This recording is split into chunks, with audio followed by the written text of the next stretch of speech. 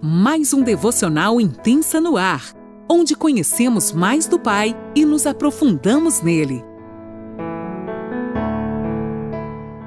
Bom dia, mulheres. Aqui quem está falando com vocês é a Suelen. E a Lani pediu para mim contar, um pouco daquilo que conversamos um dia, para que, se alguma de vocês estão cometendo alguns erros no seu casamento, que esses erros venham ser mudados, Porque em Provérbios 14 diz que a mulher sábia edifica a sua casa, mas com as suas próprias mãos a insensata derruba a sua. E eu quero contar um pouco para vocês, um pequeno resumo da minha vida. Tudo começou em 2012. Tomei a decisão de casar. Minhas expectativas eram que eu seria a mulher mais feliz e realizada. Porém, nunca tinha parado para pensar que a felicidade não está ligada a uma realização pessoal.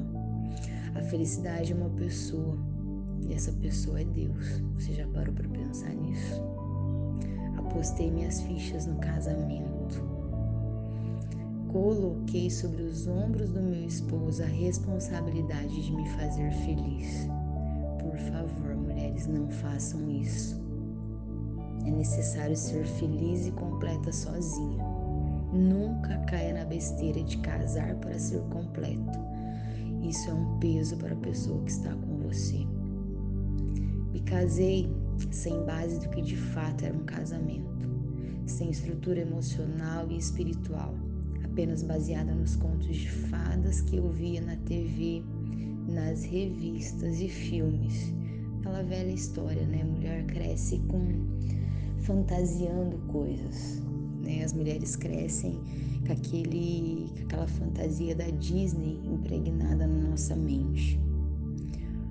E lá tudo é certo, porque eles não mostram a realidade de uma vida doce, Se você prestar atenção, eles não mostram a realidade. É tudo bem. E os problemas enfrentados por duas pessoas com características diferentes é normal ocorrer. Mas o que fará a diferença é a forma como você vai resolver esses problemas. Sabe o que eu aprendi ao longo desses anos? Que para um casamento dar certo é necessário casar pensando em fazer o outro feliz. E a nossa felicidade é apenas resultado da felicidade de quem escolhemos para viver o para sempre. Apesar de ter sido criada na igreja, ou seja, 4 paredes, eu não era a igreja, a habitação do Espírito Santo. Não tinha nenhuma sabedoria para lidar com o relacionamento. Eu não tinha o Senhor como a minha prioridade. Eu era evangélica e não cristã. E você, é evangélica ou é cristã? Não vivia os princípios bíblicos, não tinha a característica de uma mulher sábia. Deus permitiu que o vento passasse na minha casa e me desmontasse, me quebrou em pedaços para me transformar na mulher que eu sou hoje, ainda em construção, mas sendo aperfeiçoada todos os dias. A religiosidade da minha parte permitiu que o meu casamento chegasse ao fim. Após 4 anos de casamento, onde eu era a cabeça, mandona, ciumenta e principalmente a tola, tomei a decisão mais errada da minha vida, de sair de casa. Por mais que esteja difícil, por mais que você não veja solução, nunca faça essa burrada. Não saia de casa, não peça o divórcio. Apesar de me achar a mais correta, cristã e cheia de Deus, não tive sabedoria para permanecer no meu casamento e ganhar o meu esposo para Cristo. Não deixava meu esposo ser o cabeça, o líder, me achava melhor que ele para essa função. A Bíblia nos mostra que é do marido o direito de ser o cabeça e a mulher auxiliadora. Mas como eu ia saber se eu não lia a Bíblia? Era apenas uma frequentadora de cultos. Eu frequentava os cultos de quinta, os cultos de domingo, e eu achava que estava bom, que eu já estava bem. Ou seja, em casa era o inferno e na igreja era o céu. Eu era uma mulher orgulhosa, soberba, prepotente e cheia de vontades. Após 2 meses da minha saída de casa, o Senhor abriu o meu entendimento. Fez as escamas caírem dos meus olhos e eu enxerguei quem de fato eu era e o quanto eu fiz mal ao meu esposo. E foi quando o peso da culpa caiu sobre mim. Ele revelou as atitudes que uma mulher deve ter dentro de um casamento. E para minha surpresa, não tinha nenhuma dessas atitudes. Acredito que você, que está me ouvindo também, pode estar não tendo essas atitudes.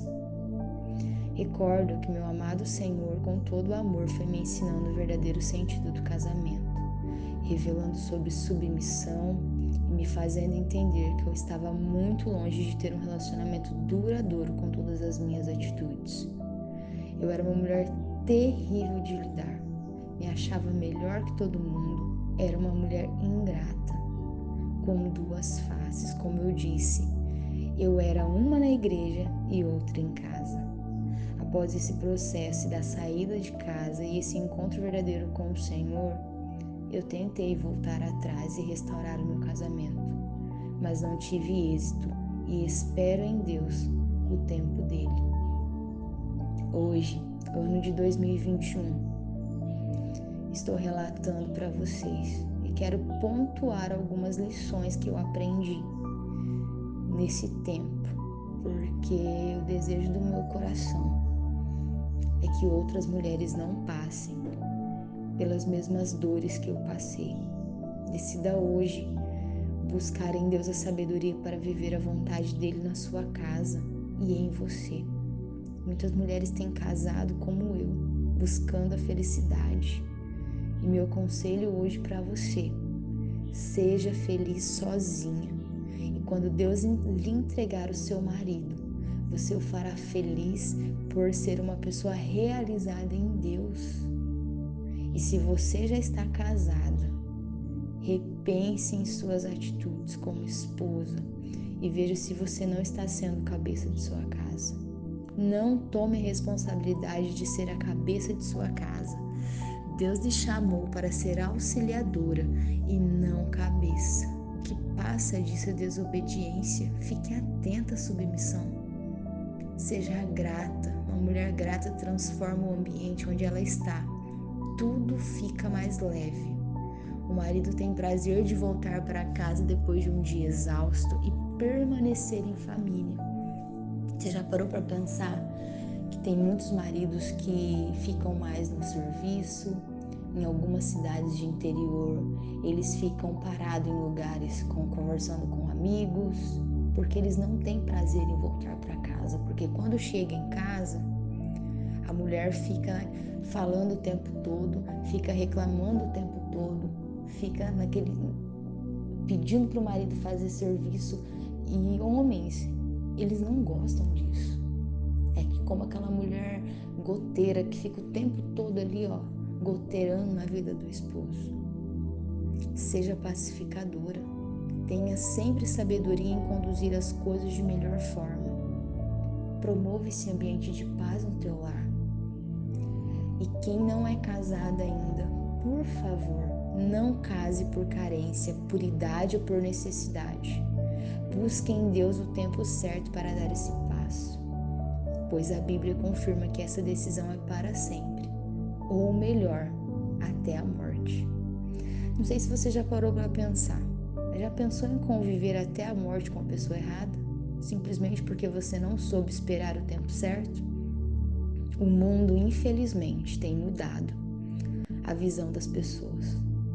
Algumas igrejas têm acatado dia após dia com facilidade o divórcio e por isso estamos vivendo uma inversão de valores.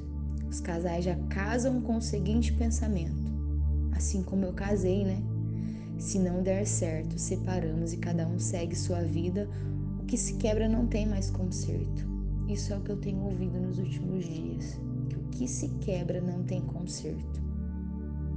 Mas esquecemos que é a nossa vida, está nas mãos do oleiro. E tudo que se quebra tem conserto. Se ainda você não está fazendo isso, você ainda não está sendo uma mulher sábia dentro da sua casa, eu convido você hoje para mudar as suas atitudes. Peça para o Senhor te dar direção, te dar direcionamento. Não sei como é o teu diálogo com teus pastores, mas chegue neles, converse com eles. Não exponha os erros do teu esposo. Nós mulheres temos o costume de expor, os erros do esposo. Temos que olhar primeiro para os nossos erros, olhar primeiro para as nossas dificuldades, primeiro em nós.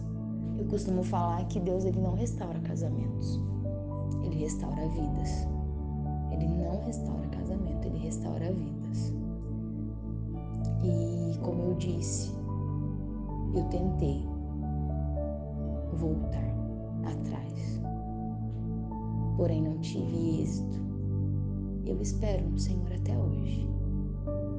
Espero porque o Senhor ele tem coisas grandiosas. Eu falo que hoje o casamento não é prioridade na minha vida, não. Mas o meu momento com o Senhor, a minha vida diária com o Senhor é que se tornou prioridade para mim.